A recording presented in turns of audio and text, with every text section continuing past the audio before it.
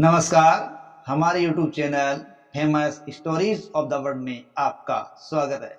हमारी बूंदी के अहाड़ा चौहानों की श्रृंखला चल रही है। इस श्रृंखला के पहले पार्ट में हमने बुद्ध सिंह हाड़ा के बारे में देखा और बुद्ध सिंह हाड़ा के संदर्भ में हमने ये बात की थी कि उनके समय में एक महत्वपूर्ण घटना बूंदी में उत्तराधिकार को लेकर घटी थी, जिसने राजस्थान के इस रजवाड़ों के अंदर मराठों के प्रवेश को शुरू कर दिया था। तो आइए आज की कड़ी में उसी कहानी को देखते हैं। देखिए, बुद्ध सिंह हड़ा जो कि बूंदी के शासक थे, उनका विवाह है सवाई जयसिंह की एक बहन के साथ हुआ था। देखिए, सवाई जयसिंह है वो आमेर के शासक थे और 1700 से 1743 ईस्वी तक उन्होंने शासन किया था। तो जयसिंह की जो बहन बुद्ध सिंह के साथ शादी की थी, वो उनकी सौतेली बहन थी जयसिंह की। और जयसिंह की बहन ने एक पुत्र को जन्म दिया था और उस पुत्र का नाम था भवानी सिंह। जबकि बुद्ध सिंह की एक दूसरी पत्नी और थी और वो पत्नी बुद्ध सिंह को ज्यादा प्रिय थी और बुद्ध सिंह है वो उसी पत्नी से उत्पन्न पुत्र को उत्तराधिकारी बनाना चाहते थे। लेकिन समय के साथ कुछ ऐसा हुआ कि सिसोदियाओं की एक शाखा सलुम्बर घराने से एक रिश्ता आया और वो रिश्ता भवानी सिंह के लिए आया था।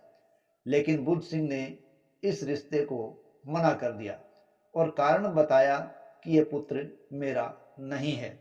इस बात से जयसिंह नाराज हो गया कि उसकी बहन के पुत्र को बुद्ध सिंह अपना पुत्र नहीं मानता। तब उसने बुद्ध सिंह से बात की। बुद्ध सिंह ने कहा कि मेरे और आपकी बहन के रिश्ते पति पत्नी जैसे रहे नहीं, तो ये पुत्र मेरा कैसे हो सकता है, मैं उसके पास गया ही नहीं। इस प्रकार की बातें हैं वो सामने आई। अब तक तो बुद्ध सिंह और जयसिंह के बीच सामान्य संबंध बने हुए थे, लेकिन इस घटना ने दोनों के बीच कटुता पैदा कर दी। अब सवाई जयसिंह है वो इस बात का बदला लेना चाहता था कि बुद्ध सिंह ने उसकी बहन से उत्पन्न पुत्र को अपना नहीं माना। लेकिन बताया जाता है कि उसने बाद में बुद्ध सिंह के साथ समझौता किया कि आप उसे अपना पुत्र नहीं मानते, धोखेबाज मानते हो, तो उसे मरवाना पड़ेगा। दूसरी बात कि मैं जिस व्यक्ति को नियुक्त करूं उसी को आपको बूंदी का उत्तराधिकारी बनाना पड़ेगा। इस प्रकार की बातें दोनों के बीच समझौते में हो गई और ये बात जयसिंह ने अपनी बहन को बताई कि आपके पुत्र भवानी सिंह को धोखेबाज घोषित कर दिया गया है और उसे मरवाया जाएगा। ऐसा सुनकर उनकी बहन है कछवाई रानी वो जयपुर से निकल गई। जब वो जयपुर से निकली तो जयसिंह ने अपने सहयोगी के द्वारा उसे वापस बुलाने का प्रयास किया और धोखे से उनको बुला लिया और बताया जाता है धोखे से उनको बुलाकर उसके पुत्र भवानी सिंह का वध करवा दिया। इसके कारण जयसिंह और उसकी बहन कछवाई रानी के बीच, जो कि बुद्ध सिंह की पत्नी थी, उनके बीच शत्रुता उत्पन्न हो गई थी, जिसने बूंदी के अंदर एक अलग ही इतिहास रच दिया था। लेकिन ये बात है वो यहीं समाप्त होती तो अलग बात था, लेकिन ऐसा नहीं हुआ।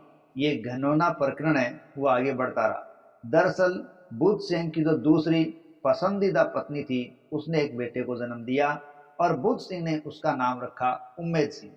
अब जय सिंह ने बुद्ध सिंह से मांग की कि उस बच्चे को मुझे सौंप दिया जाए और जैसा कि दोनों के बीच तय हुआ था कि जय सिंह एक उत्तराधिकारी है वो नामित करेंगे और वही उत्तराधिकारी बूंदी का उत्तराधिकारी होगा।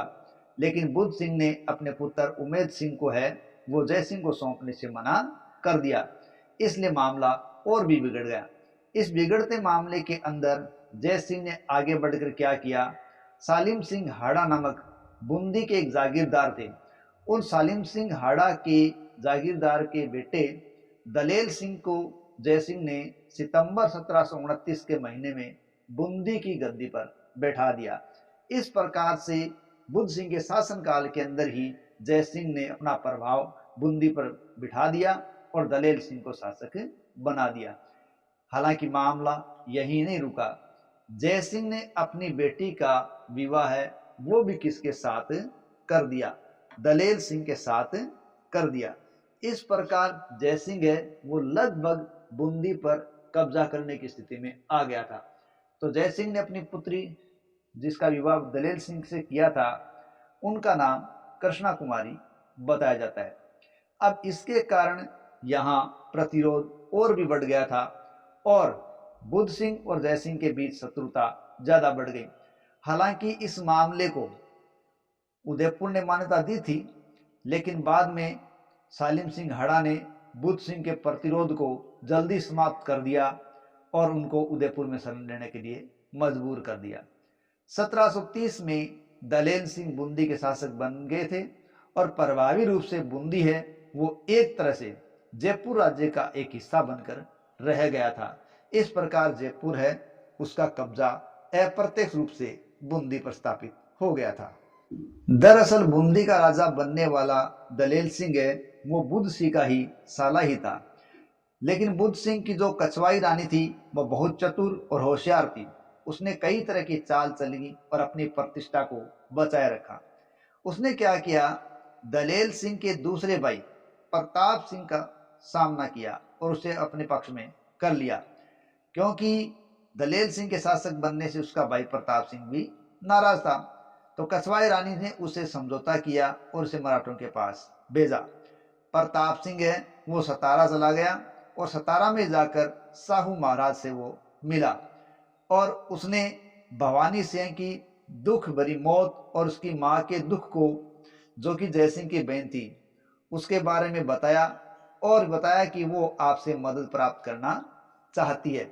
इस प्रकार से मराठों के पास मदद की गुहार किसने लगाई, कछवाई रानी ने, और साहू मराठा ने इसे स्वीकार कर लिया और शिंदे होलकर को इसकी रिपोर्ट भेजी और आदेश दिया कि वो बूंदी में जाए। 1733 की बात बताई जाती है।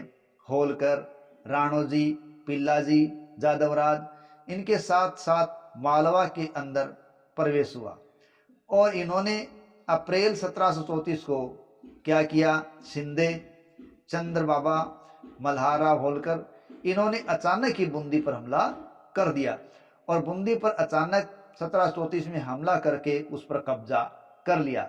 जब मराठों का बूंदी पर कब्जा हो गया तो बुद्ध सिंह की रानी ने क्या किया, मल्हार राव को अपना भाई बना लिया और उसे राखी बांध दी और 6 लाख रुपए की राशि उसे दी गई।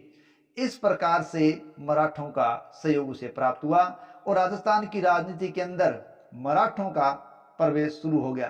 तो ये पहला प्रवेश था, मराठों ने राजस्थान की राजनीति में हस्तक्षेप करना शुरू कर दिया और वो हस्तक्षेप बूंदी रियासत से हुआ था, जिसका कहीं न कहीं कारण है वो जयपुर के शासक सवाई जय सिंह को माना जाता है, जिन्होंने कटुता पैदा की थी।